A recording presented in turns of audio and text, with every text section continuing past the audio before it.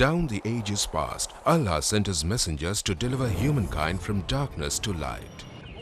Invite all to the way of thy Lord with wisdom and beautiful preachings, and argue with them in the ways that are best and most gracious. That's also the ongoing mission of Islamic Research Foundation, or IRF, spreading the truth of Allah's final message to mankind.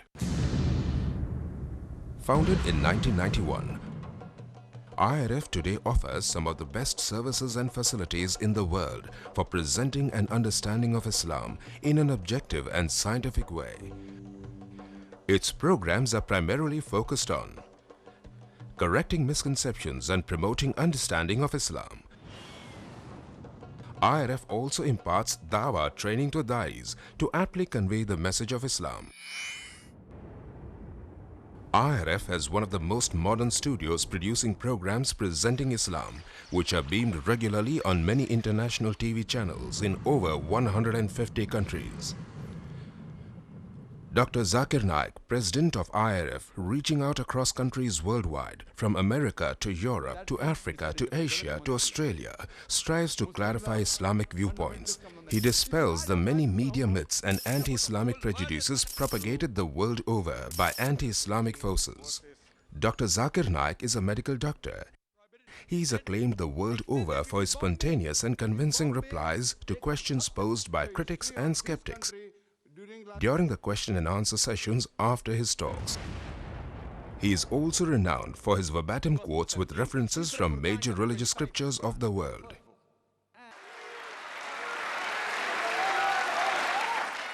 Dr. Zakir and other faculty of the IRF train many Da'is in effective Dawah techniques. IRF's website provides free Dawah training material for you to download and become an effective Da'i yourself. Dr. Zakir Naik's talks are available on audio and video, cassettes, CDs and DVDs the world over. IRF today is creating a change in the hearts and minds of millions of Muslims and non-Muslims worldwide towards a proper understanding and respect for Islam. Have a question or doubt about Islam and its teachings? Now you know one of the best resource centers to get convincing answers from is Islamic Research Foundation, 5658 Tandil Street, North Dongri, Mumbai 400009, India. Phone 2373-6875. Fax 9122-2373-0689. Email islam@irf.net. For more information, log on to our website www.irf.net.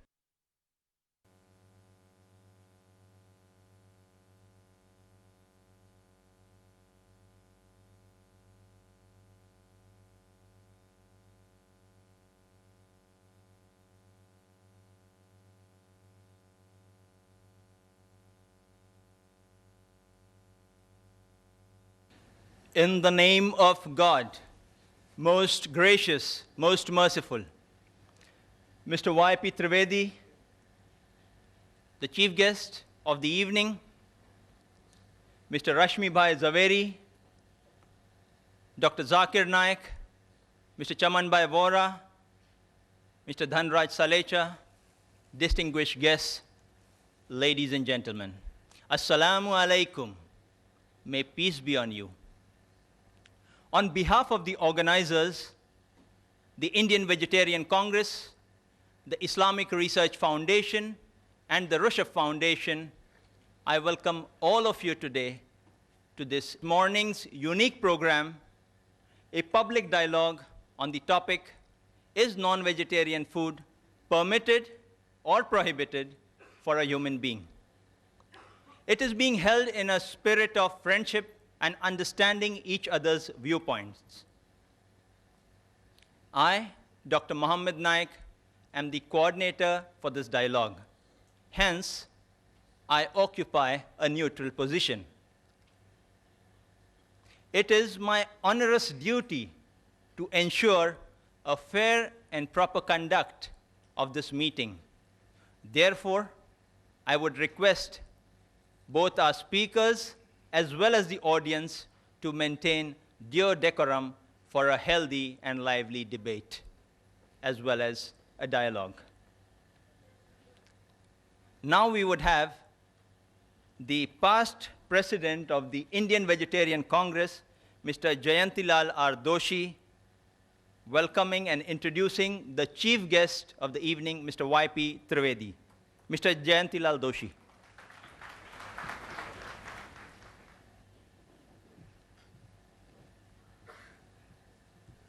Mr. Y.P. Trivedi, he is a very senior advocate in Supreme Court of India and leading tax expert of Mumbai. His activity in economics field inside ex-president of Indian Mercantile Chambers and active members of chairman of many other institute, trade and industrial body. In professional field, he was president of Chambers of IT Consultant and vice president of IT Tribunal and Bar Association. In political field, he is traders of Maha Pradesh Congress Committee, BRSCC.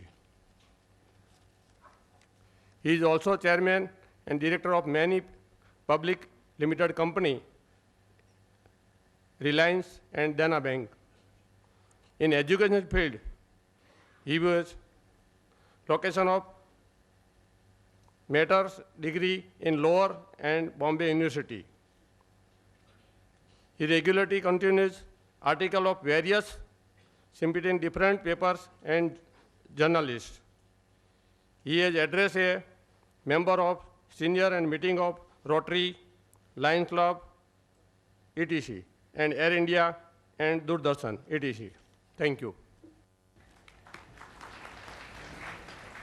Now we have Mr. Dhanraj Salecha, President of the Rushabh Foundation, presenting mementos to our chief guest, as well as garlanding him on behalf of the organizers.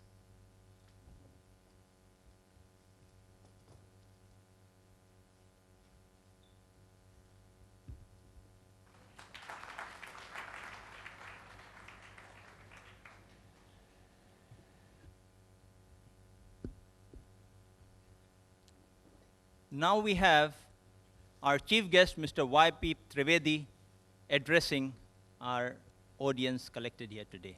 Mr. Y.P. Trivedi.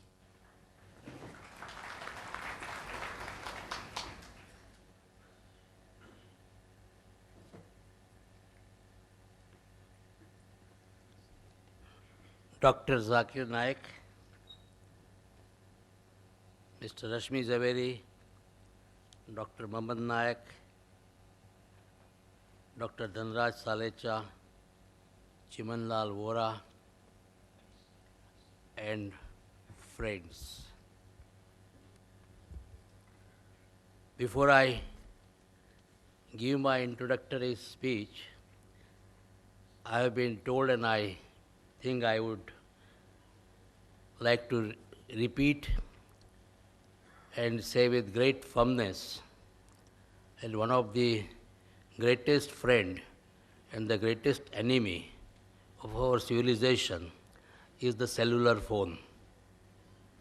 And all those who have got cellular phones, it's a great friend, you know, when you are in absolute necessity, and when you are in a meeting, it's a great enemy. So I would request all those with cellular phones, please switch off the phone and do not disturb, because it disturbs the train of thinking of those who are speaking, on those who are attending and are listening very attentively. Friends, I welcome all the speakers and all of you here to this very healthy debate which is taking place. I believe that this should be the beginning of similar debates which should take place in the times to come. This debate or discussion or the clearinghouse of mind is probably in the best traditions both of the Hindu civilization as well as of Islam. In our mythology and our history, we have such instances of such debates taking place in the courts of kings like Janak, when people from various shades of thoughts, because Hinduism was never following one particular pattern of thinking. There was Bhakti Marg, there was non-dualism, there was Advait Marg, there was Charvaks who did not believe in any god. So all of them, King Janak used to assemble them, provoking them to debate, not trying to influence anybody, but inviting the thoughts and then leaving the debate to the people at large to make up their own mind. So that was the tradition of our Hindu religion in this land of India. That was also the tradition of Islam. In the immediately succeeding years after the demise of Prophet Muhammad, Islam was a religion, Arabia was the place which was the place of learning, logics, mathematics, astronomy. All this was being discussed, and the great scholars of Arabia imbibed the thought, made inquiries, and transformed that knowledge thereafter to the Western world. According to me, the Renaissance movement in Europe owes its origin to the thinking of these Arab thinkers who were great stalwarts in their own time. We very often associate Arabia with thinking about Arabian Nights. But let me tell you that apart from the strides which they made in the field of fiction and some of the most imaginative fictions, at the same time in the field of science, technology, thinking, logics, mathematics, they made great strides. That is why today also, in spite of all the achievements, the West is still talking about the numerals as the Arabic numerals. And this is how Islam also in those days used to think openly. That tradition has been continued because I believe in the realm of King Akbar. He also used to call people from all religions, even the Christians who came at that time. They landed on the shore of India. They were also called, and they were asked to explain what are the tenets of the religion. So this sort of a healthy debate is something which is an absolute necessity for the development of any cultured, civilized, and tolerant society. Dr. Vora said that he is neutral. Let me tell him and all of you, I am also neutral. If I would not have been neutral, I would not have been made the chief guest. And I do not wish to desire to make any final comment on the subject.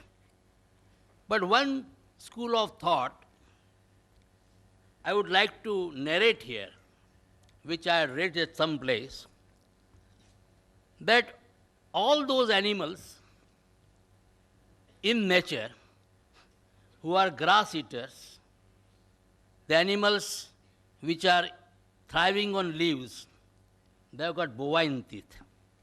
They do not have canine teeth. All those animals which are eating flesh, meat eaters, they have got canine teeth, what we call Rakshi. Human being is the one species which has got both bovine teeth as well as canine teeth. So it is very likely that nature wanted this species to survive. Nature considered that this species, human beings, are the most important species which should be there in this world. They should try to contribute, they should try to carry my message and take it further. So they wanted, the nature probably wanted this species to survive under all circumstances. Nobody can deny that the early Homo sapiens or Homo erectus, they are all flesh eaters. At that time there was no agriculture. If you look at the evolution as we now learn from science, it is only the advance of civilization that people started taking to agriculture. When they started taking to agriculture and started growing corns, some of them became vegetarian, some of them remained non-vegetarian, some of them became the mixture of both. They also took vegetarian as well as non-vegetarian. And most of the non-vegetarian people today also eat vegetarian food as a part of their diet. I believe that in this aspect, when you are talking whether it is permitted or prohibited, we are talking about permission or prohibition by the religion. In this one aspect, Dr. Nayak, I would probably like to differ from you. I believe that it is not the function of religion to tell us what we should eat and what we should not eat. Religion should try to purify our soul, purify our conscience, talk about good behavior, lead us to the path of God. What we should eat, what we should not eat is something which the doctors should tell us. The nutrition experts should tell us. It is not the function of the religion to say you shall not eat garlic, you shall not eat onions, you shall not eat ginger, because this is something, if subsequently the nutritional experts tell us that this is something which is very good for your health, which is very good for your survival, which is very good for you to fight your diseases, then certainly it has to be taken. Because these are the subjects in modern day science. We have to grow up. We have to think in terms of what is lying ahead of us. We are entering now the next millennium, 21st century. So much is expected from us. Today only I was reading in one of the magazines about the forecast of Nostradamus. And Nostradamus thinks that this particular country, which is surrounded on three sides by sea, that one country will come on the top of the world. And are we going to go into the top of the world, become a superpower, by just clinging ourselves to some of the outdated notions? For example, yesterday, so many people migrated from this country. I was wondering in the heart of my hearts, what is it? There is no scientific explanation all throughout. All people with any basis of logic, all people who knew something about science, they were saying nothing will happen whether 8 planets come in one line or they go zigzag. Nothing is going to happen. But then all types of talks were there. Alang, which was our largest shipyard, that was completely forsaken and completely deserted. I was told that for rushing to Rajasthan, I don't understand why people from Rajasthan are so panicky. The Marwadis left everything, came here and made an empire. And the same Marwadis, thinking the 8 planets are there, they ran away. I was told 2,500 rupees were paid for a bus ticket for going back to Rajasthan. And nothing happened. So what is very important for all of us, if this country has to go further, if we as a nation has to make our mark, and probably the destiny is before us, we can reach great strides. The 21st century, as I've always been saying, belongs to India and Pakistan. Both of them, when they will come nearer and nearer, they will be able to become the leaders of the 21st century. And if that is going to happen, then let me tell you, we will have to get out of these old dogmas. What we should eat, we should not eat, the doctor should tell us. If a new scientific discovery is made, and I have been asked that I should eat tomatoes because it fights the cancerous growth, then I must eat tomatoes, irrespective of what my religion tells me. So I think let us go to the scientists, let us develop for ourselves a modern mind, a scientific approach. Then I think today or tomorrow, the whole world is before us. I don't want to comment on or trespass on the domain of the speakers. With these introductory remarks, I am once again trying to point out I am absolutely neutral. And I would like to hear the views of the learned people who have made research on the subject. Thank you very much. Thank you, Mr. Trivedi. Now we have brief introductions of each of the speakers before we get into the mode of formal dialogue program. We have Mr. Chamanbhai Vora, Senior Vice President of the Indian Vegetarian Congress, to introduce Mr. Rashmibhai Zaveri. Well, today I feel very happy to introduce our President, Sri Rashmibhai Zaveri, President of the Indian Vegetarian Congress. I think this public dialogue will become very, very interesting, looking to the introductory speech given by our chief learned guest, Vice P. Trivedi. So let us hope for the very good dialogue. Now, Rashmibhai Zaveri is a chartered accountant by profession. He is having his own firm, Rashmi Zaveri and Company. They are very well reputed in the field of, as far as the corporate sector is concerned. And he is a very good speaker as far as the religious speeches are concerned. He is a master of many of the religious philosophies. He is a very active member of the Chartered Accountant Society. himself is the member of the Bharat Jain Mahamandal. He is the founder president of the Forum of Jain Intellectuals, one of the very prominent institutions as far as the Jain people are concerned. And he is very well connected with the Kala Gurjari also. Though he is very young, at the age of 63, he is very energetic, and he looks forward always to this type of dialogues, and today's dialogue is really a very good one. And I, especially before, by giving the introduction of Mr. Rashmi Javeri, I would like to thank our chief guest as well as our Dhanraj ji and our Zakir Naik Sahab for having a very good dialogue, whether by principle a human being can take or should not take the vegetarian and non-vegetarian foods. Thank you very much. Mr. Ashraf Mohammadi to introduce Dr. Zakir Naik. Dr. Zakir Abdul Karim Naik, 33 years, is the president of the Islamic Research Foundation, Mumbai.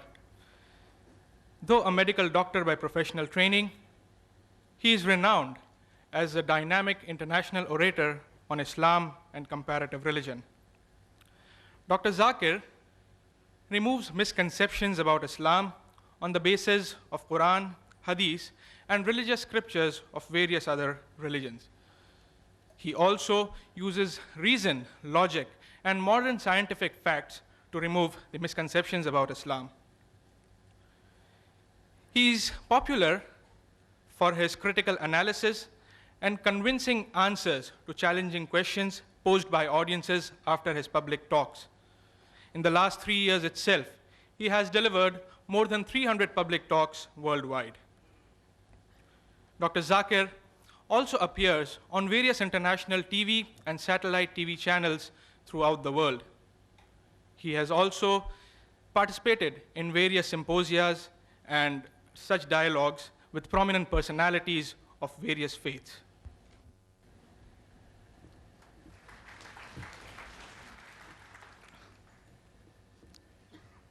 I have been asked by many persons,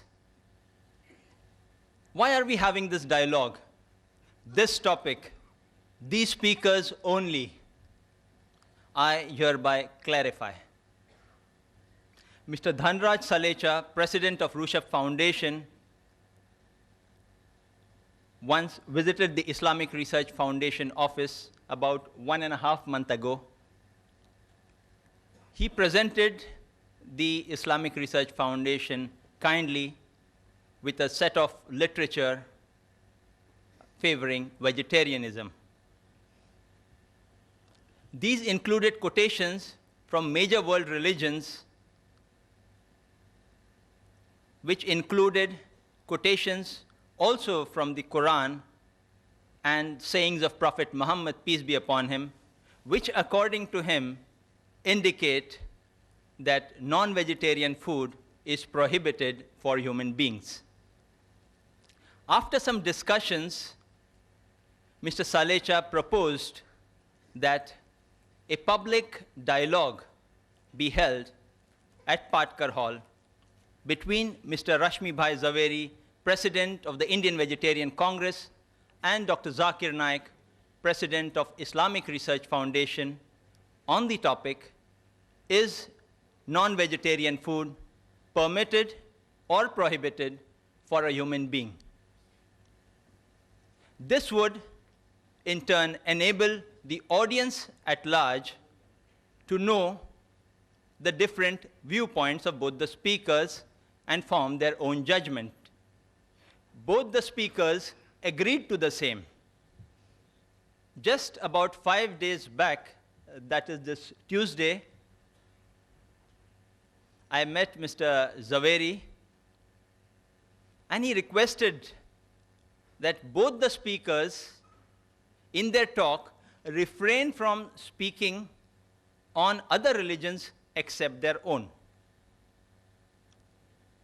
Dr. Zakir, though being very ardently in the field of comparative religion, reluctantly agreed. Therefore, as far as the religious points are concerned in the talk and response of our speakers, Mr. Zaveri will speak only from the Jain viewpoint unless compelled otherwise. Similarly, Dr. Zakir will speak only from the Islamic viewpoint unless compelled otherwise. This, in brief, is the clarifying background to the dialogue. The format for the dialogue will be as agreed to and decided fair by the speakers. Mr. Rashmi Bhai Zaveri will first address us for 50 minutes on the topic, is non-vegetarian food permitted or prohibited for a human being? Then Dr. Zakir Naik will make his presentation for 50 minutes on the same topic. This would be followed by a response session in which Mr. Zaveri will respond for 15 minutes to the matter presented by Dr. Zakir. Similarly, Dr. Zakir too would then respond for 15 minutes to the matter presented by Mr. Zaveri. When 5 minutes are left for the conclusion of the talk or the response time, I would put before each speaker a plate saying 5 minutes left, in which time they are expected to conclude. Lastly, we would have the question and answer session in which the audience may pose questions to each of the speakers alternately on the question mics provided in the auditorium. Written questions on slips of paper would be given secondary preference if time allows us. Now, I would request our first speaker, Mr. Rashmi Bhai Zaveri, to present his address. Ladies and gentlemen, Mr. Rashmi Bhai Zaveri.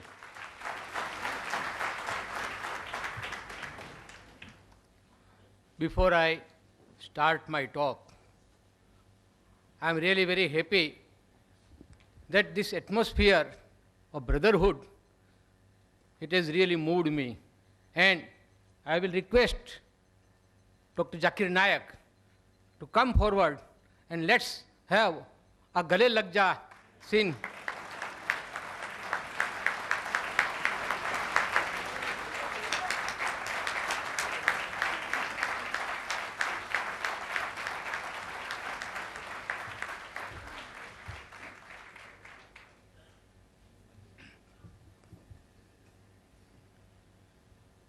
The chief guest of this morning, Mr. Y.P. Trivedi,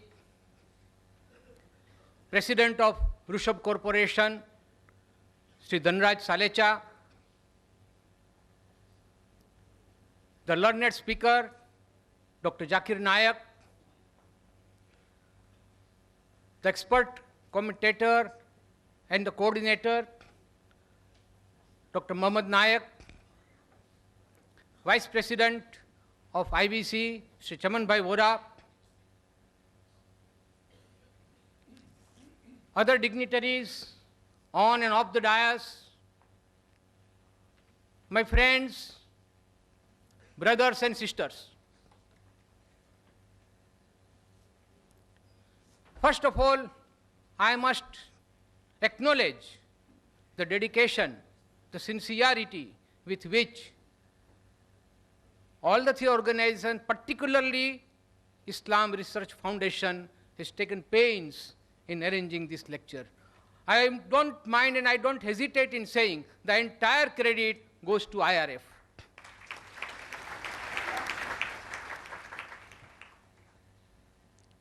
Friends, the topic today is non-veg food permitted or prohibited for a human being? Any argument or any statement for that matter is always to be considered from a relative point of view. There cannot be any absolute truth, there cannot be any absolute statement that it is 100% prohibited or 100% permitted. So friends, let's see, as very rightly put in by Mr. Trivedi, who started the ball rolling, that we will not speak only from religious point of view. Religious has to enter. You can't divorce it from today's subject.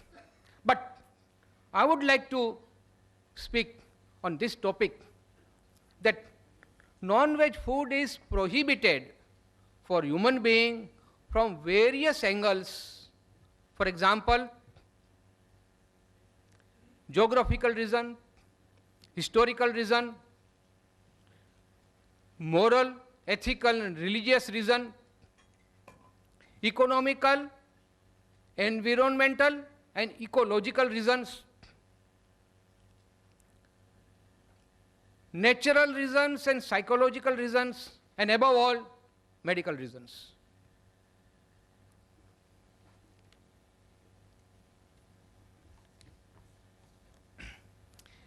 It's a fact now well established that our actions are controlled by our thoughts.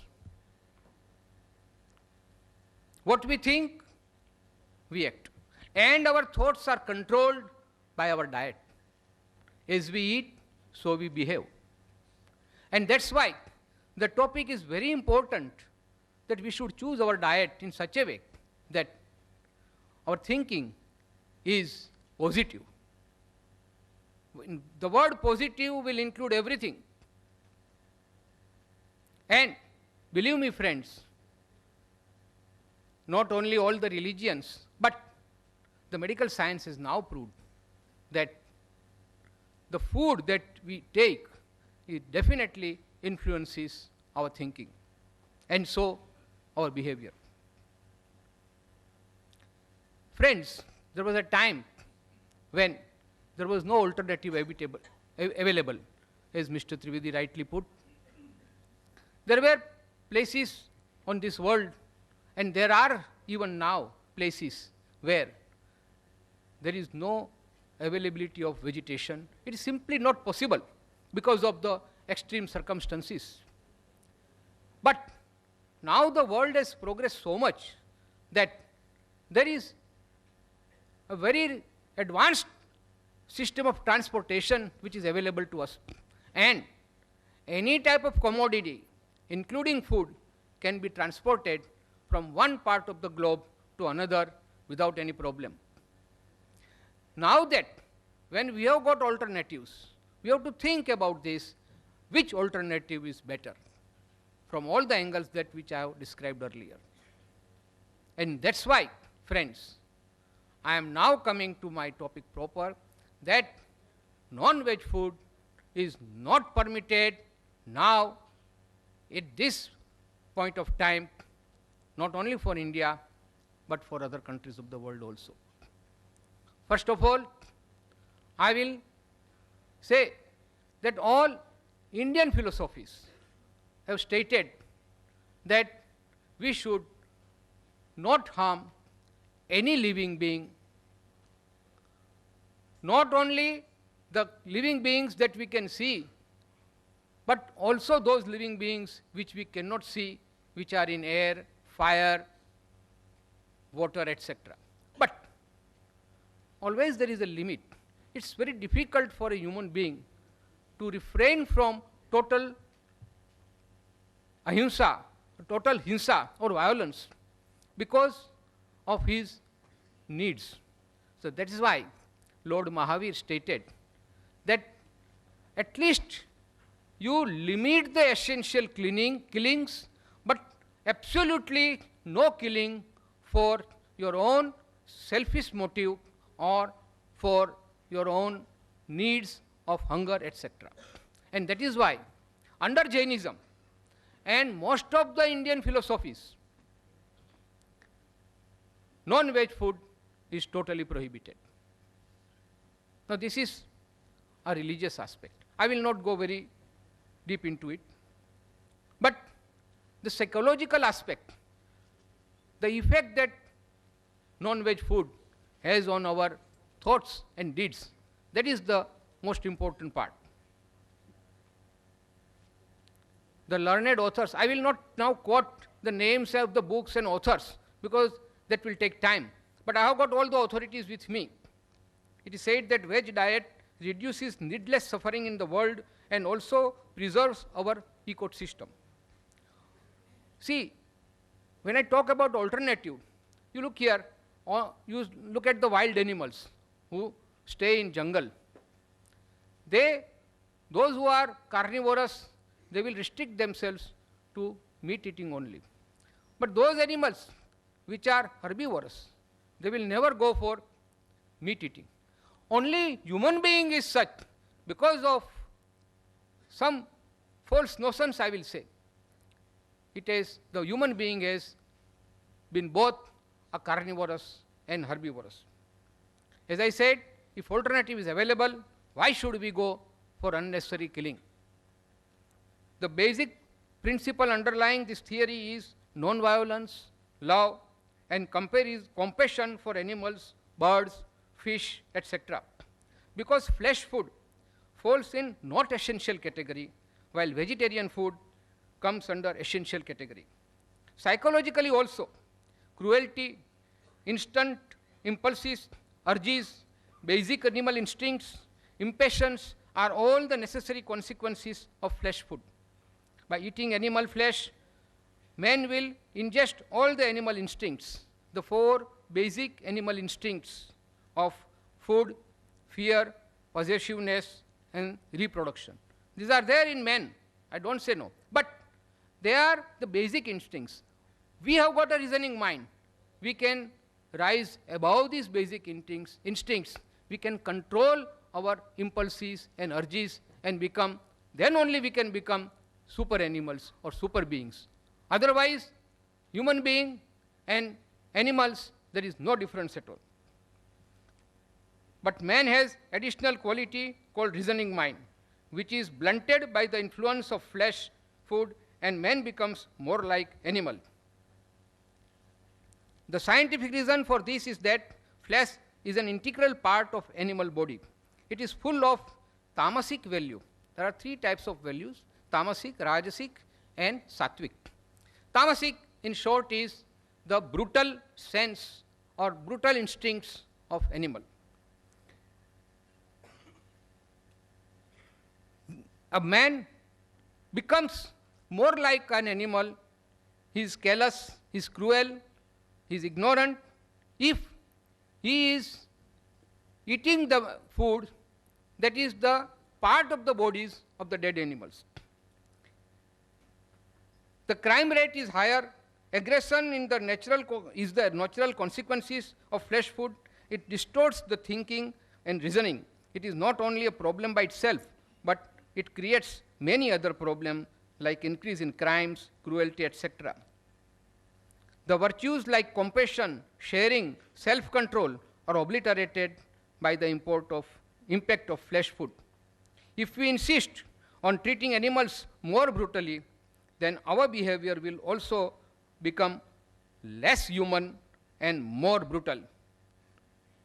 I will quote one shairi that what will happen if this animal instincts is so embedded in our heart, what will become of man? आदमी की शक्ल से अब डर रहा है आदमी, आदमी की शक्ल से अब डर रहा है आदमी, आदमी को लूट कर घर भर रहा है आदमी, आदमी ही मारता है मर रहा है आदमी, आदमी ही मारता है मर रहा है आदमी, समझ कुछ आता नहीं क्या कर रहा है आदमी. Friends, this is because the man has become an animal. He does not then distinguishes between whether he is an animal or a human being, because this is the influence of the food, the flesh food that he eats. Flesh food is the cause of PMS syndrome, that is preposterous mood swing and psychological distortions. Thus, it is now established that if flesh food is the root cause of moral and spiritual degeneration. We at Indian Vegetarian Congress, we are working for important task, since it will lead to a more humane world at peace with animal kingdom and with each other. We at IVC define a vegetarian as one who does not at any time or under any circumstances eat meat, fish, fowl, eggs, or any other type of flesh food. Vegetarian does not come from vegetable. Now this is very important, friends, understand. The word vegetarian does not come from vegetable. The root is, it is derived from the word vegetus, V-E-G-E-T-U-S, meaning whole, sound, fresh, lively. Nothing is more powerful than an individual acting out of his conscience, thus helping to bring the collective conscience to life. That is what Norman Cousins said. And what does Albert Schweitzer has to say? Until man extends his circle of compassion to all living things, man will not find peace for himself. It is a man's sympathy with all creatures that first makes him truly a human being.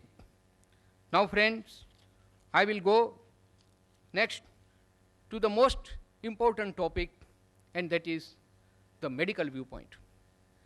It's a fallacy, friend. It's a myth to say that we don't get enough protein from veg food. And that is why a man must have flesh food that is rich in protein. I'll come one by one to these myths. First of all, I will first give you examples of those strong animals, say elephant, say rhino. These are the strongest animals on this earth. Are they meat eaters? No. They are pure veg. Even if they die, they will not eat meat. Even then, they are the strongest. Take example of horse. We talk about horse power. It's the most powerful creature useful for our purpose, and that is also a pure vegetarian. And take examples of cattle, cows, bullock, and other animals. They are not only useful to us, but they are pure vegetarian. My point here is that those vegetarian animals are strong enough and they don't need any flesh food. In fact, if stupidly flesh food is given to these veg animals, what will happen? You all know about the mad cow disease, the syndrome called BEC. Friends, this BSE, bovine spongiform encephalopathy. You know what happened a few years back in England? It was a result of feeding rendered sheep byproducts to cattle as protein supplement. These sheep were infected with scrapie, an AC disease known for over 200 years. Now, if sheep food can make a cow mad, what do you expect the result on human being? Millions of innocent cows were killed mercilessly just because they were suspected to be infected with BSE, and that too for no fault of theirs, but the stupid ways of feeding sheep protein on absolutely unnatural diet for a cow. So is the case with humans. Animal protein is not natural for us. Similarly, millions of chicks were destroyed in Eastern Asia countries because they were infected with certain disease. Now coming back to healthy diet, I will quote from one Dr. Dean Ornish, who has written a very learned book on how to reverse heart disease without surgery or drugs. And this book, my friends, is the best seller in America now. It has really created interest in the people of America and all over the world for that matter, that veg food is definitely better from medical point of view. He has given two types of diet, one reversal and one prevention of heart disease. Both are strictly veg diets because he has proved scientifically that veg food is the best food for a human being. It not only helps heart patients but also reduces risk of other degenerating and fatal diseases caused by flesh food, diseases like cancers of colon, cancers of breast, cancers of prostate, obesity, high blood pressure, stroke, diabetes, gallstones. The Surgeon General of America has confirmed this in the report on nutrition and health. He has given certain facts for protein. Friends, we'll have to be a little technical about it. The protein is formed from building blocks called amino acids. These are of million varieties of which only 3 are critical for us: lysine, tryptophan, and methionine. All these are available in animals as well as veg, plant food. But when one consumes animal food, forgetting these 3 critical amino acids, one also consumes unnecessary elements like cholesterol, saturated fat. Friends, these are the 2 things that are the prime reason, the killers for human being: cholesterol and saturated fat. Now let us address the issue that is universally put forward, that we do not get sufficient protein from vegetarian food. And so we have to turn to flesh food for adequate supply of amino acids. Now this is a fallacy. A combined meal of legumes and cereals. Legumes means dal, pulses, and cereals mean wheat, rice, etc. You have to combine these 2 and you get a complete balanced diet which provides complete protein, which is not different from protein found in eggs or meat, but without cholesterol and animal instincts. One dietetic association has stated positive relationship between vegetable lifestyles and risk reduction for several chronic degenerative diseases, as mentioned earlier. It has confirmed that veg diet is healthier and more nutritious. Plant food is totally free from cholesterol, which is only found, which is found in both. But cholesterol is only found in animal products such as meat, poultry, fish, and dairy. Flesh food is also high in saturated fats, which our liver converts into cholesterol. Our body makes all the cholesterol we need. Now this is very important, friends. You must understand. We need cholesterol, but we don't have to take cholesterol from animal food. Our body, it's a wonderful mechanism. The biochemistry, the chemical factory of our body can manufacture all proteins, all cholesterol from our own system. 3/4 of the cholesterol in our blood is made by our body. It is the excessive amounts of cholesterol and saturated fat in the diet that lead to coronary heart disease. The other diseases, friends, which I have summarized from various journals, medical journals: epilepsy, infected flesh, kidney diseases, excessive protein, excessive uric acid. These are all the diseases because of the flesh food. Rheumatoid, arthritis, gout. This is the direct consequence of uric acid found in flesh food. Degeneration of intestines, decay in immunity system. Dr. Deepak Chopra of America has stated that our body is capable of living for more than 100 years if we take proper care of it. Now look at the population in extreme north region, Eskimos. Now perforce, because no vegetation is available, they have to take flesh food. And the average life of an Eskimo is only 30 years. All non-veg food is devoid of vitamin C and vitamin A, which is naturally available in vegetables. Avidin in eggs and other dangerous bacteria are responsible for many skin diseases such as eczema, scabies, leprosy, etc. Now I'll give you a certain scientific facts. One medical study has proved that there are less heart diseases in veg people than flesh eaters. Second, it's a well-known fact that not only in India, but even in advanced countries, there is no foolproof system of medical exam of animals before slaughtering. Thus, diseases carried by them are passed on to the humans who eat flesh food. Friends, we all know that like human beings, the animals are also infected by diseases, and they are the carriers of the deadliest germs. And when these animals, they die and one eats that flesh, that diseases which were infected and which were the part of the dead body of that animal is again inherited by us. 9% of food poisoning cases, 90% of food poisoning cases are in flesh food eaters. When an animal or bird is brought to a slaughterhouse, now this is a friend which is again it needs some explanation. If you have visited a slaughterhouse or a poultry, you will know this.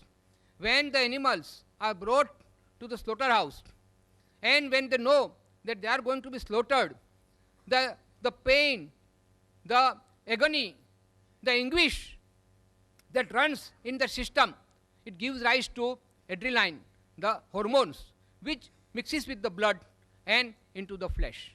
Now these instincts of fear, anguish, anger, despair, all negative points are then becoming part of the flesh food, and it passes on to the person who eats. And that is why, friends, I say that when one eats flesh food, he becomes more like animal and less like a human being. I will now turn to the fallacy that eggs are necessary for growing children because they contain protein. As I said, excessive protein is more harmful than useful.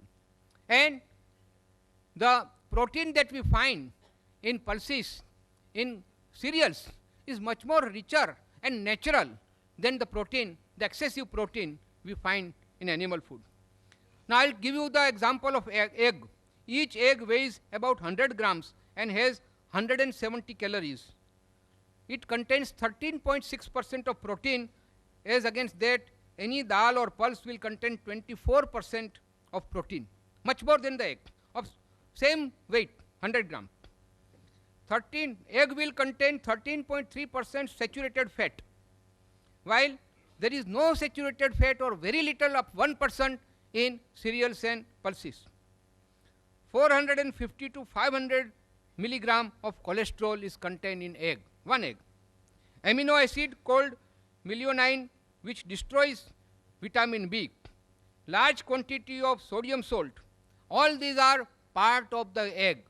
And when one eats egg, he is then infected, his body is infected because of this excess protein, cholesterol and saturated fat. It does not contain any carbohydrate. It does not contain any fiber. Friends, the medical science has now come forward and stated that for our digestion, we must have fiber. And fiber is found only in vegetable food and not in the flesh food at all. Now, cost-wise, I am only comparing the egg now.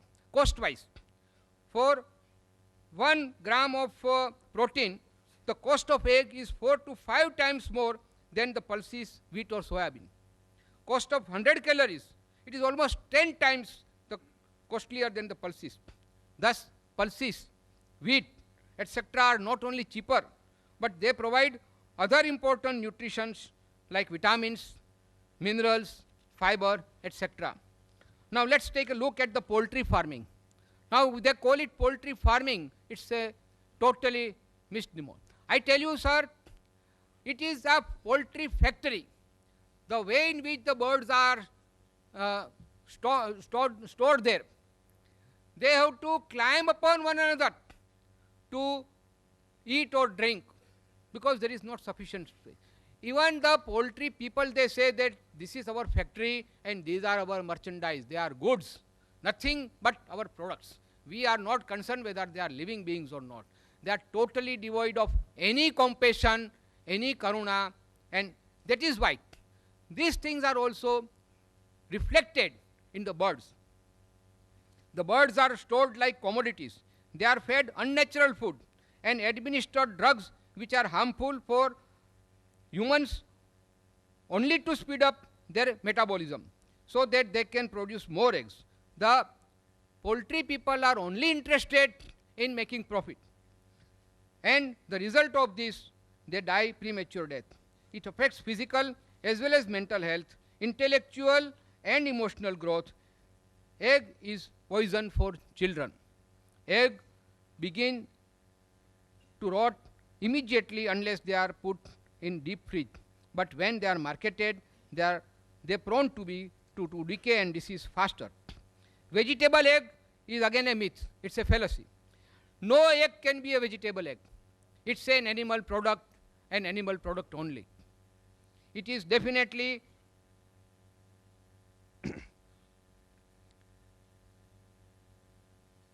It's definitely an animal product. It can never be called vegetable item. It's a misnomer. It's a deception. Friends, I will now turn to the economical aspect.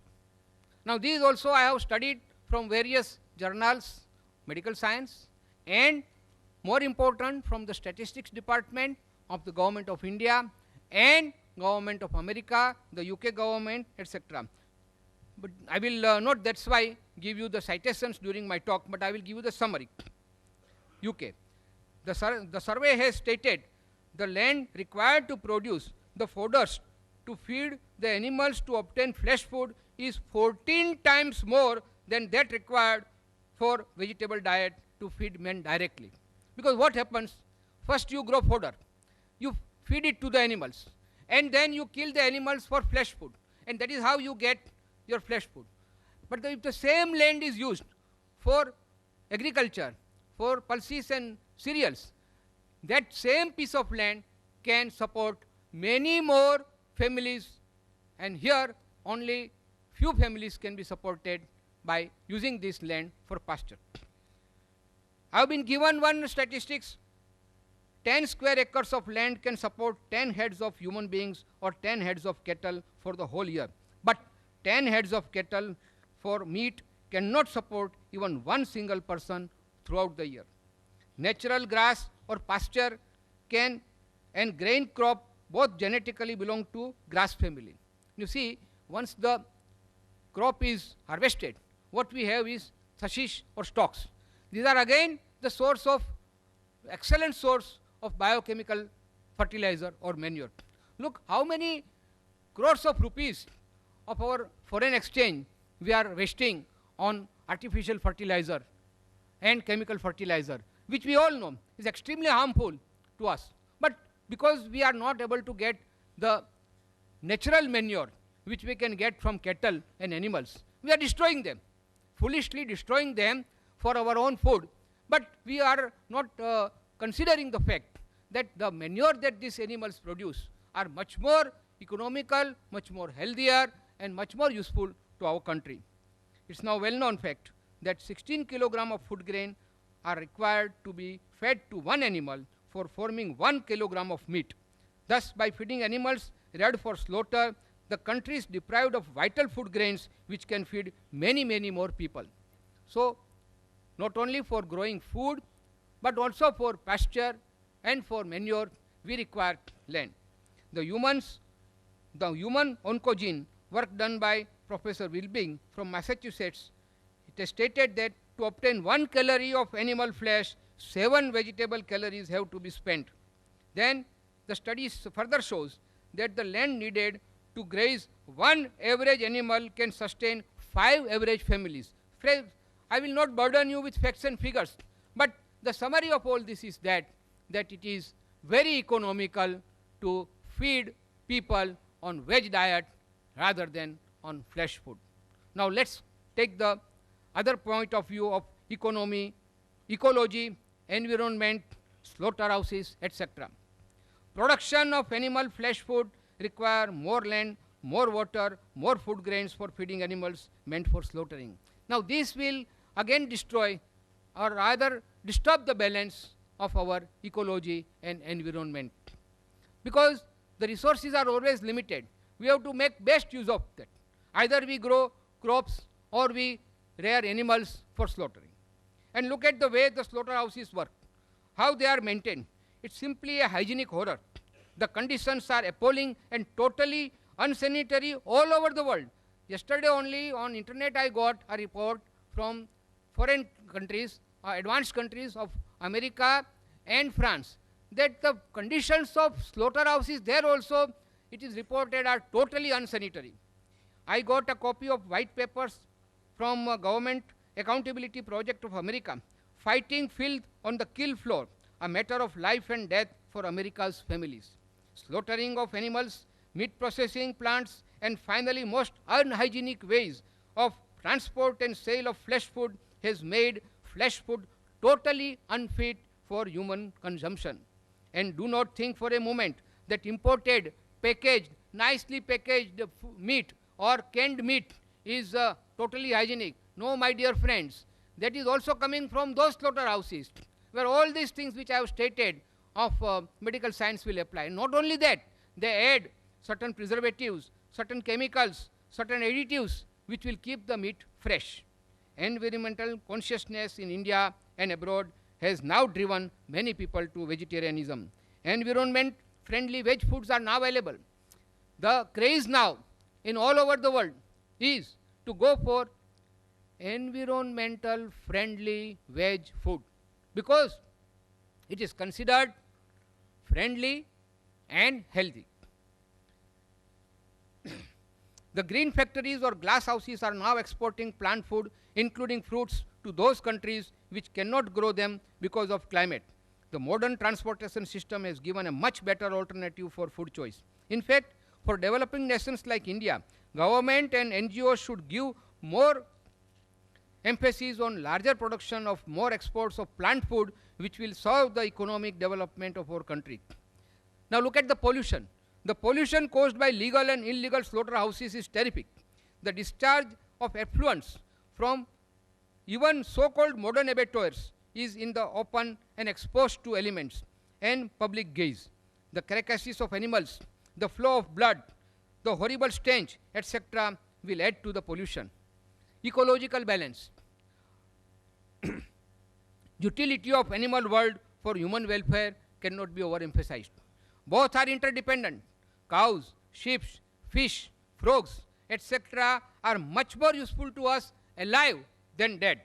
Then why should we kill our friends and our helpers to satisfy our taste buds? We should not be so much ungrateful, my friends, to our lesser beings. We call them animals or birds. Look at it from another point of view of natural manure. I have already stated that the animals produce much more natural and healthy manure than the artificial manure. Artificial chemicals, manures cost us dearly. Now again, I'm coming back to our economic term. We are importing artificial chemicals for manure purposes. That is again a drain on our exchequer. Friends, I will now briefly give you historical and geographical views. I have already touched upon it. Historically, in certain dry areas of miles and miles of desert where no vegetable can ever grow, maybe only food for survival was the animal food. Geographically, I stated as like Eskimos, there was no alternative. But once we have got this better alternative, which is healthier, which is more economical, which is more eco-friendly, why not go for such food? And friends, I will now go to the most important point, which will prove my point beyond any doubt that why man is vegetarian by nature. I've got some 16 points here to compare how our body is built up. As Mr. Trivedi has started the ball rolling in this fashion of bovine teeth and non-bovine teeth. Now I will first say about herbivorous. Teeth of herbivorous animals are embedded in the jaws, short, blunt, close to one another. While in carnivorous, they are sharp, pointed, long and conical. The 2 or 4 teeth that we have got, like some people say they are like dog animal. They are not for meat eating, but they are found also in apes and chimpanzees, and which are fit for plucking the fruits and eating the fruits. The claws, no sharp nails for herbivorous, they are fit to pluck fruits only, while in carnivorous, the sharp nails helps in tearing apart the prey easily. Jaws and chewing habits.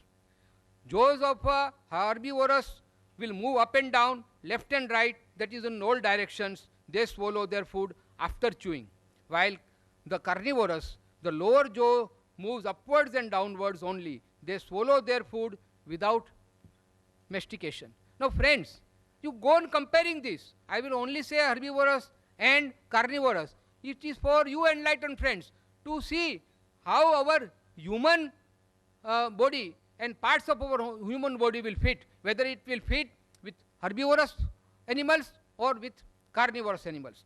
Tongue. the tongue of herbivorous is quite smooth, while that of carnivorous is very rough. Water drinking habit. That's a very important thing. My friend Dr. Paresh Dalal told me. He said that these herbivorous animals, they drink water with lips by suction, while all the carnivorous, they drink the water with tongue, they lap up. We don't do it. We always use our lips. Now come to the length of intestine. Longer intestines are found in herbivorous, about 4 times the body length. This cannot quickly expel the flesh food, while in carnivorous, smaller size of intestine, almost equal to the body length, and helps to expel flesh food before it gets contaminated. Liver and kidney. Smaller in proportion in herbivorous, so they are unable to throw out waste material easily. While in carnivorous, liver and kidney are longer in proportion, so they can throw out waste material easily. Digestive system. There is a less hydrochloric acid in digestive system of herbivorous, thus flesh cannot be digested easily, while obviously in carnivorous the quantum of hydrochloric acid is much more, and that is why they can digest the flesh food, but human being cannot. Salvia. In herbivorous, like human being, the salvia is alkaline and contains ptyalin, which helps in digesting carbohydrates found in the grains, while in carnivorous the salvia is always acidic. The blood pH is alkaline like human being and herbivorous, and acidic in carnivorous. The blood lipoproteins. Human blood lipoproteins is similar to all herbivorous, while it is not similar to that of carnivorous. Sense is weak. All the senses, particularly the eyesight, is weak in herbivorous and very powerful in carnivorous. Sound, the voice is not, the herbivorous sound or even the human sound is not frightening, unless of course we can make it now frightening.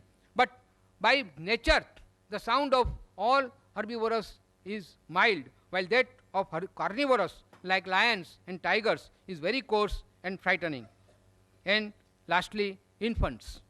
Normal sight power of right from, now see the young ones of herbivorous, right from the moment of birth they can see very clearly, while all the infants of carnivorous wild animals are blind at least for a week.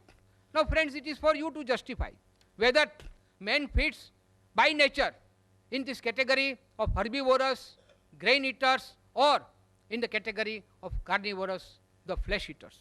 Now friends, I will now tell you about certain great persons who condemned flesh food.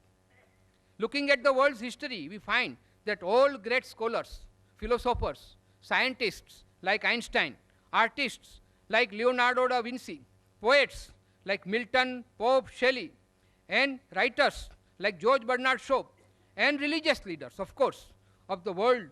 Now, who are those people? The mathematician, the Pythagoras, the Plutarch, Newton and Einstein, the scientist, Dr. Annie Besant, Reverend Dr. Walter Walsh, George Bernard Shaw, Tolstoy, the Greek philosopher Socrates and Aristotle. They are all enlightened people, and they say, yes sir, they say that blessed are those with noble qualities of tolerance and compassion, love and non-violence, who are not flesh eaters. Now friends, I will quote from George Bernard Shaw, which is very famous and widely published. We are living graves of murdered beasts. Listen what he says. We are living graves, moving graves of murdered beasts, slaughtered to satisfy our appetites. Like carrion crows, we live and feed on meat, regardless of the sufferings and the pain. Doctors once advised Bernard Shaw. He was very ill. He said that you must take some meat soup. Bernard Shaw said, I'll prefer death than to have anything with flesh food. And believe me friends, he survived, and the doctor turned vegetarian. In the similar way, Mahatma Gandhi, his son was very sick. He was advised meat soup, and he refused, and the son survived. Why I am telling you friends all these things? That Mr. Trivedi said, yes, medically, whatever the doctor says, we have to accept, no doubt. But as I said in the very first thing in the beginning, I said, everything is relative. When doctor says something, he will say only from medical point of view. And friends, we are not living here. We are here on this earth, not only to survive. Survival is important, but not at the cost of others and inflict pain on others. Thank you very much, friends. 21st century will belong to vegetarians. Okay, I think I have made my points on very general terms, friends. I will tell you that I know those who are regularly flesh eaters are coming from some culture, some family, some faith, and that is why they have never applied their mind. And that is what Mr. Trivedi stated, that we are here today. We have gathered here. Let us apply our mind, that not only from religious angle or from our social angle, because I have seen, I'm not afraid to say that many of our Jain friends, when they go to certain gatherings, because they are afraid of the social status, they start eating meat. I don't like that. But then it is for everybody, whether he is a vegetarian or a non-vegetarian. Apply your mind. Try to see from all these angles whether it is permitted or prohibited from our own health point of view, from the national point of view, from the social point of view, from ecological, from environmental, and above all, from compassion point of view. Friends, when nature has created all animals, all humans, all creatures equal, nobody has got right to kill anybody just to satisfy his own palates. Thank you very much.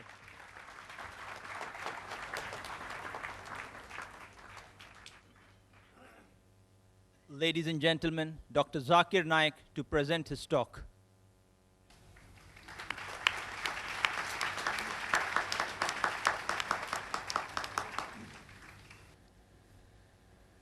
Alhamdulillah. Wassalatu wassalam. Ala Rasulillah. Wa ala ali wa sahbihi ajmain. Amma ba'd. A'udhu billahi minash shaitanir rajim.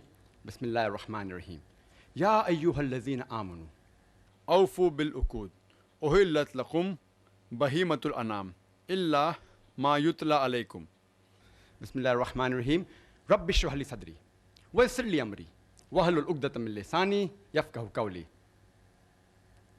Respected Mr. Rashmi Zaveri, Mr. Trivedi, Dr. Muhammad Naik, the respected people on the dais, my respected elders, and my dear brothers and sisters. I welcome all of you with the Islamic greetings. Assalamu alaikum wa rahmatullahi wa barakatuh. May peace, mercy, and blessings of Allah subhanahu wa ta'ala, Almighty God, be on all of you. The topic of this morning's debate is non-vegetarian food permitted or prohibited for a human being? It is not whether vegetarian food or non-vegetarian food which is healthy or which is better. If I prove that an apple is better than a mango, that doesn't mean mango is prohibited.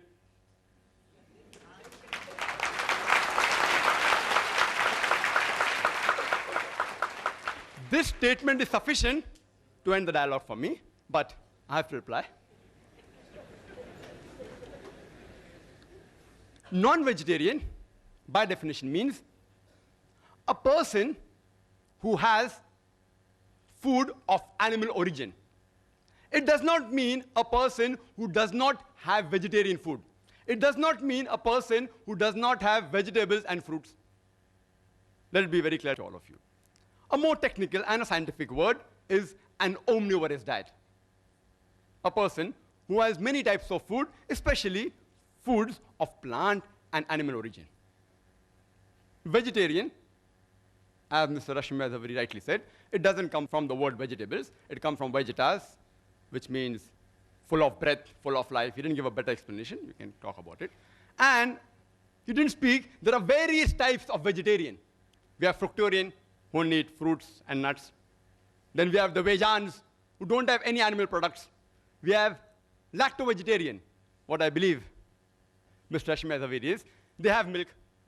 We have the ovo-vegetarians, who have eggs. We have the lacto-ovo-vegetarian who have egg and milk also. We have the pesco-vegetarian who eat fish. We have semi-vegetarian who also have chicken. This classification is done by the Vegetarian Society, not by me. And you can name another 20. Time doesn't permit me.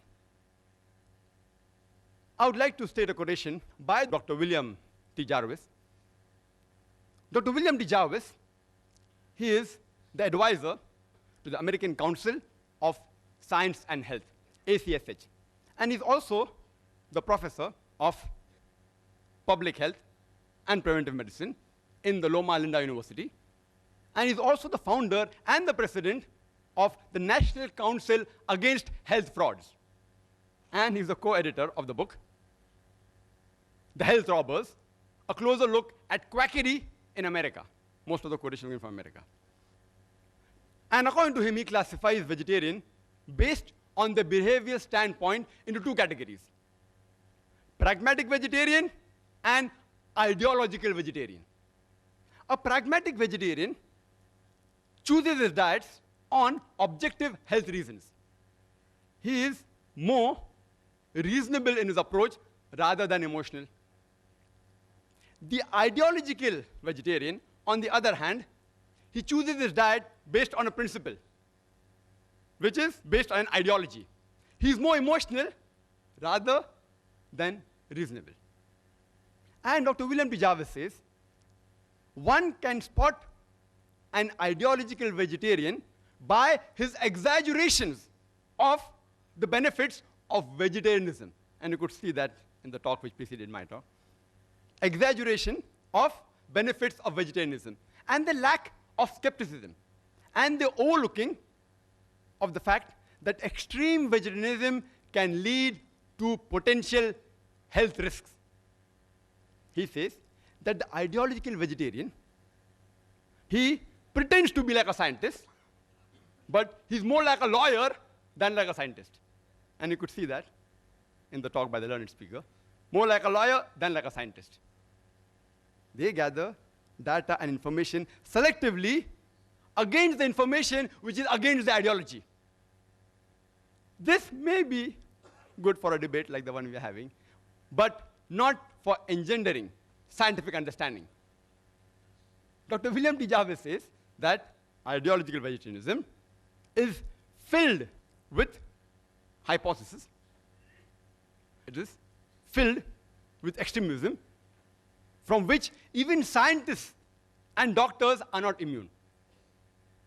And that you can see the quotation. Mr. Rashmi Zaveri has said several diseases.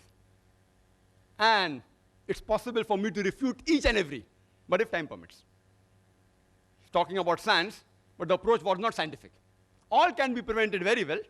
Prevention is better than cure, is the base of the medicine, which time will not permit me to go into health reasons, etc.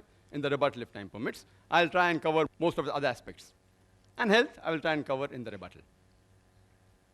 Let's analyze the various reasons why a person chooses a food habit. It can be religious, it can be geographical location, it can be a personal choice, smell, taste, color, due to humane or ethical consideration, due to anatomical and physiological consideration, due to behavioral consideration. It can be due to ecological and economical consideration. It can be due to nutritional value or due to health and scientific reasons, health and medical reasons. Let's first analyze the religious reasons. Mr. Trivedi said that religion should not interfere with the human beings where it's concerned what we should eat and what we should not eat. That we should leave it up to the doctors. I agree with him that most of the religions, that is the case. The religious authorities, the main foundation, that's Almighty God, if he's not a doctor, the God that you worship is not a doctor, then you should not follow him. He says leave it to the doctors. But in Islam, we believe Allah subhanahu wa ta'ala, Almighty God, is our creator. And the creator of the human beings has far superior knowledge than all the doctors put together in all the years.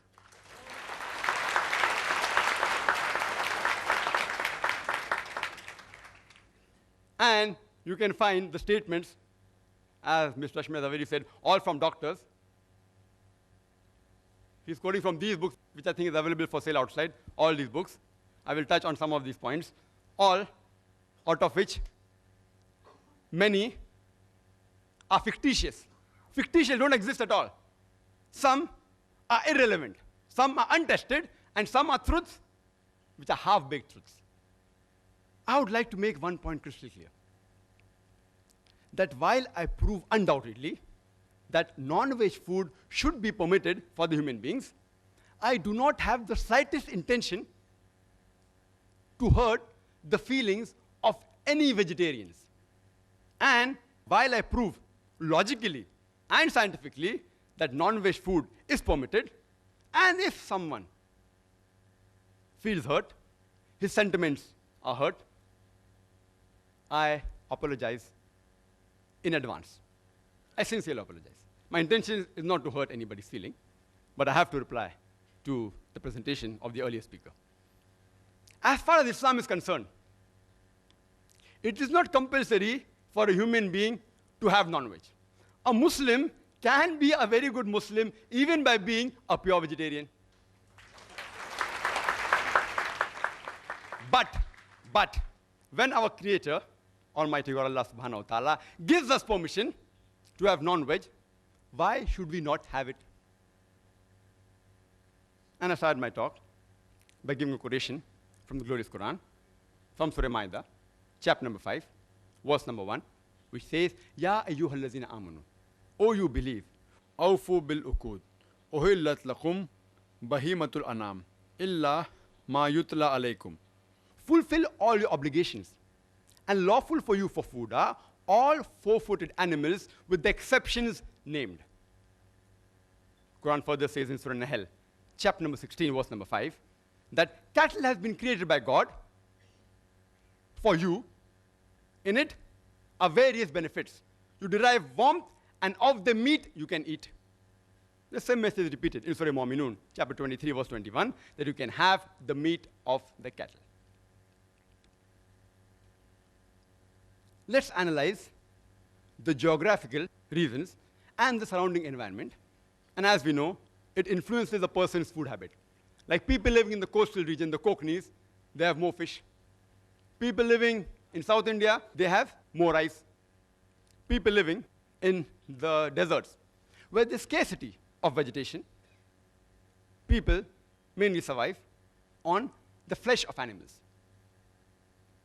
The Eskimo, the Arctic region, where there's scarcity of edible vegetation, they survive more on seafood. And Mr. Zaveri said that he knows that vegetable is not available in certain parts of the world, but today, due to advancement of transportation, we can supply them with vegetables. I would request the Indian Vegetarian Congress to supply, at least give the transportation cost, that's all, to supply to the Eskimos, to supply to Saudi Arabia. You get vegetable in Saudi Arabia, it is more expensive. Why? Because the cost of transportation. That makes it more expensive. It is illogical and unscientific to spend more money to buy a food which is less nutritious. Let's analyze the humane reasons, the ethical reasons, and the pure vegetarians. They say that all life is sacred and no living creature should be killed. They fail to realize that today it's a universal fact that even plants have got life. So the main argument on killing a living creature doesn't hold good today. Previously, maybe, a couple of centuries ago, it may have held some weight, but today it carries no weight. Then they further argue today and they say, yes, we know that plants have got life, but they can't feel pain. Therefore, killing a plant is a lesser crime and lesser sin as compared to killing an animal. Today, science has further advanced, and we have come to know that even the plants can feel pain. They can even cry. But the cry of the plant cannot be heard by the human ear because the audible frequency range of the human ear is from 20 cycles per second to 20,000 cycles per second. Anything below and above this, the human ear can't hear. But the cry of the animal can be heard by the human beings, but the cry of the plant cannot be heard by the human beings. Just because you cannot hear the cry of the plant, that doesn't justify you to inflict pain or kill the plant.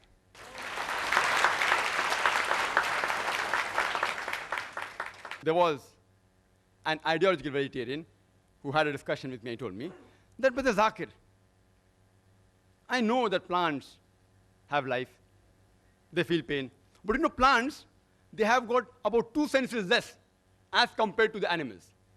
I said, for sake of argument, I agree with you. But then I asked him a simple question. Let's suppose your brother is born deaf and dumb, cannot hear, cannot speak, 2 senses less. And when he grows up, and when someone comes and murders him, will you go and tell the judge, oh me Lord, give the murderer less punishment because my brother had 2 senses less? In fact, you will say, usne to masoom ko mara hai. He has killed an innocent person. Give him a bigger punishment.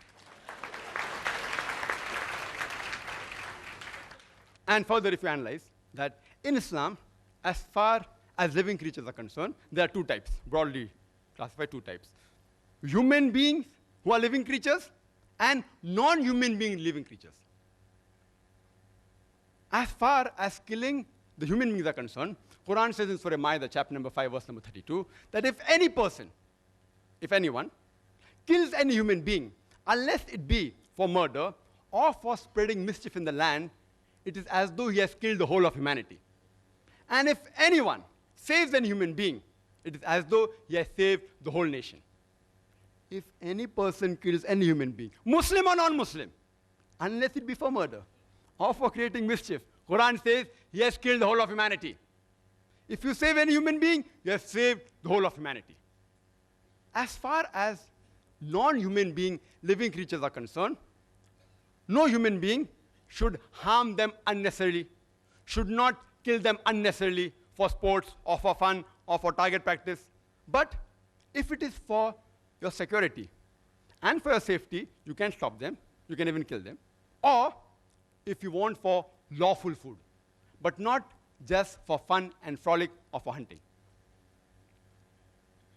Even if I agree that the plants are a lesser species as compared to the human beings, if you take the life of one animal, an average animal, it can feed about 100 human beings. For the same 100 human beings, you may have to kill more than 100 plants. So is it preferable to take the life of one living animal or the life of 100 living plants? Which is a bigger sin? Is it a bigger sin to kill 100 human beings who are handicapped or kill one healthy human being? Which is a bigger sin? You decide for yourself. There is a vegetarian society by the name of World Foundation on Reverence for All Life. Most of the quotation which he gave is from here and from these 3 books, most of them, almost all. The name of the foundation is World Foundation on Reverence for All Life. They forgot to mention except plant life in bracket. And it says, all creation is one family. All life is sacred. What kind of an ideology is this, that you permit the killing of one family member, but do not permit the killing of the other family member? It's illogical and unscientific. In America, there are vegetarian society who take students to slaughterhouses, and they make them see the bloodshed and convert them to vegetarianism. It is like a doctor taking the young girls to observe and watch a difficult childbirth, and then say, that's the reason you should not marry and should not have children. These are unethical forms of mind control. Unethical. Unethical. In fact, we should teach our children that when vegetables can be grown for food, why can't animals be raised for food? All life is sacred. I agree. Unnecessary killing them is wrong. But for a requirement, lawful food is permitted. Let's analyze the anatomical and the behavioral consideration. And there were a list of various things mentioned by Mr. Zaveri. You know, he was reading from paper at 100 miles per hour. I was trying to note down. How many disease? I, being a medical doctor, can answer, but how much can I answer? To name 10 diseases will take few seconds. To reply all 10 will take more than an hour. And here I listed a lot. I'll just try and tell you that if you go to authentic books, not researches made by ideological vegetarians, most of the answers are given on the medical aspect. Considering the anatomical and the physiological aspect, and rightly said that if you observe the teeth of the herbivorous animal, the cow, the goat, the sheep, they have a flat set of teeth. They only have vegetables. If you observe the teeth of the carnivorous animal, lion, tiger, leopard, they have pointed set of teeth. They only have animal flesh. Not non-veg, animal flesh. They are not called as non-veg animals. They are called as carnivorous animals. There's a difference between carnivorous and non-veg. Non-veg actually is omnivorous. But if you analyze the set of teeth of the human beings, we have got flat teeth as well as pointed teeth. If Almighty God, our Creator, wanted us to have only vegetables, why did He give us these pointed teeth for what? And Mr. Zaveri said, these pointed teeth, they are not referring to the dog. They refer to the apes. He doesn't know the scientific meaning of the word canine. Comes from the root word caninus in Latin, which means of dog. And canine means pertaining to the family of Canidae, like wolves, dogs, etc. Scientists have given this name. Canine, meaning pertinent to dog.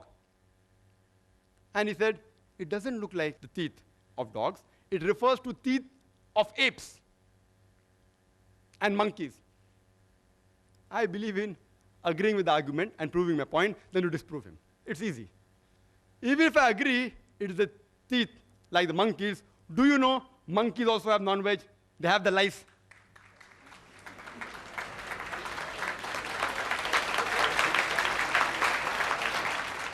There are many species of ape who even have raw flesh of animals. Many species of apes who have raw flesh, they're omnivorous. Who says they're carnivorous? They're omnivorous. They aren't pure veg also. And many species are even called as cannibals. Some species of apes and monkeys. If you analyze the digestive system of the human being, it can digest both veg as well as non-veg.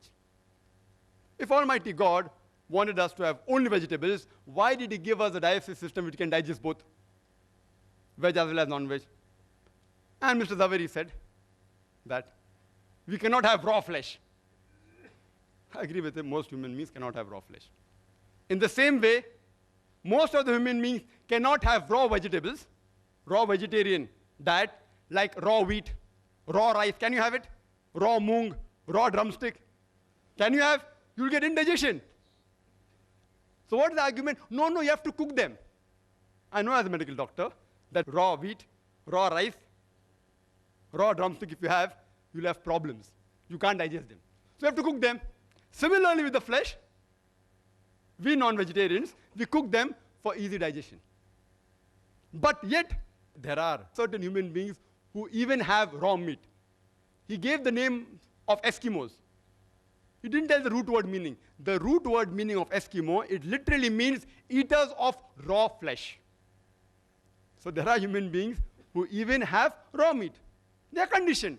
Tomorrow, if you're conditioned to eat raw wheat and raw rice, even you may be able to digest it.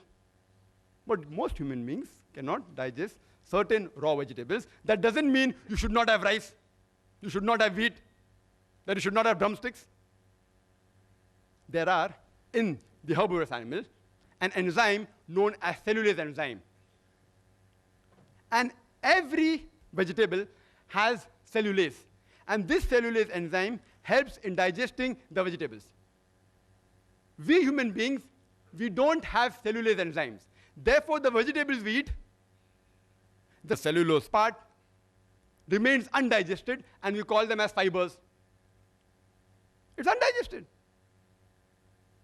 On the other hand, there are certain enzymes like lipase, trypsis, chymotrypsis, which are mainly meant for digesting non-vegetarian food. If Almighty God did not want us to have non-veg food, why did He give us these enzymes? And the primitive man, as said by the earlier speaker as well as the chief guest, archaeological evidence shows us clearly the Homo sapiens, the Eskimos, the Australian Aborigines, they were non-veg. So why the change now? We have the same teeth, we have the same digestive system, and he has given a list of other comparisons which prove we can have veg. And I agree with that. Where did I ever say that you cannot have veg?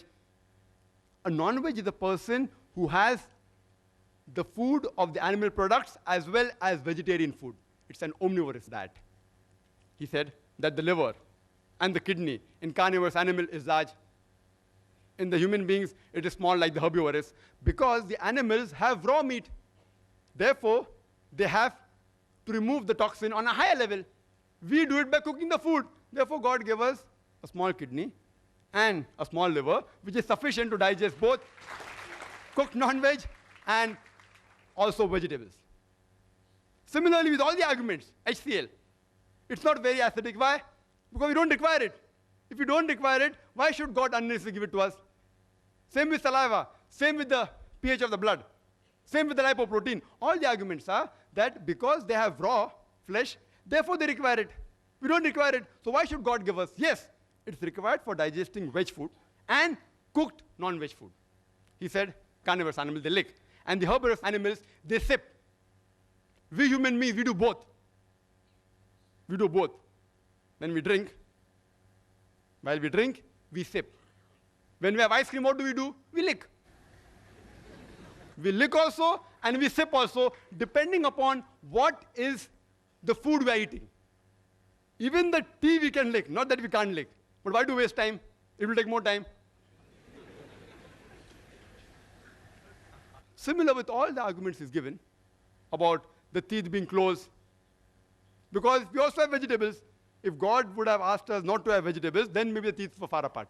He asked us to have both non-veg as well as veg food. And there are various verses in the Quran talking about various foods, pomegranates, talking about vegetables, talking about dates, etc., which we should have. The plants, many vegetarians say, that they regrow. Therefore, we aren't killing the plant, and there are some plants which have that facility, not all plants.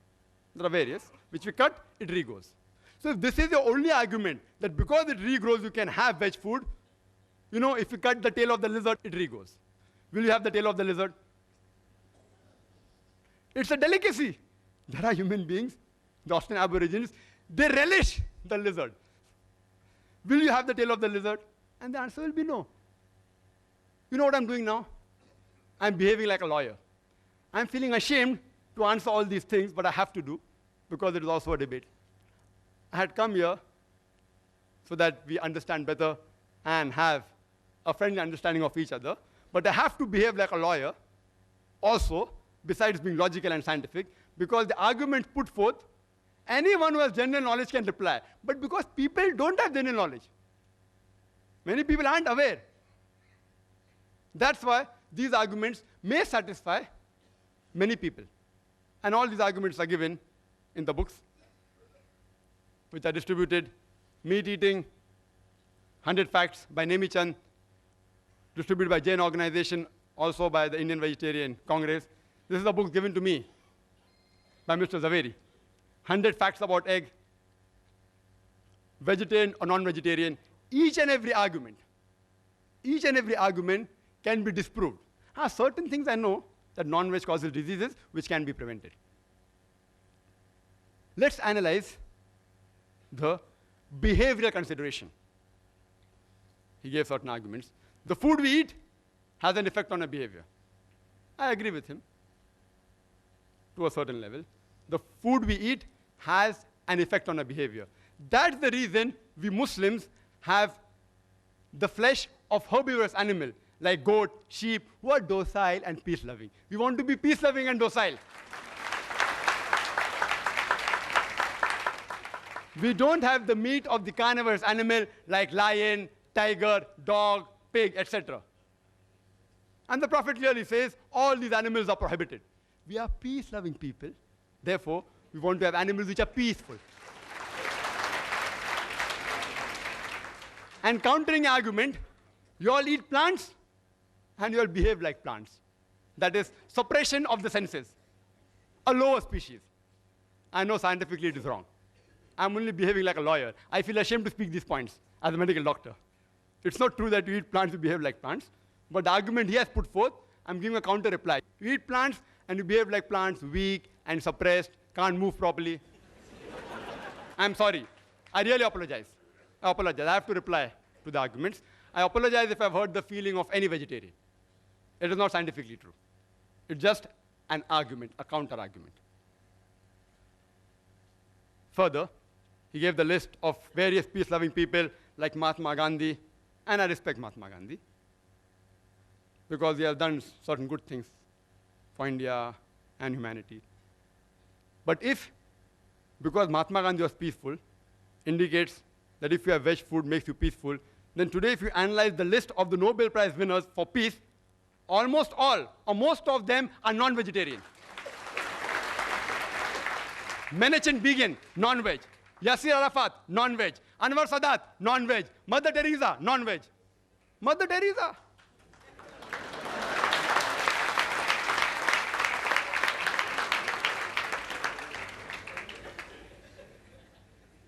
I want to ask you a simple question. Which man in the history of humankind is known maximum for killing maximum human beings? Can you guess?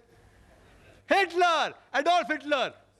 He has killed 6 million Jews. Was he a non-veg or veg? Vegetarian.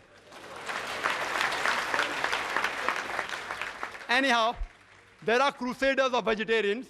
You know, now on the internet if you go, they say, see, Adolf Hitler was a vegetarian is a myth. He sometimes had non-veg.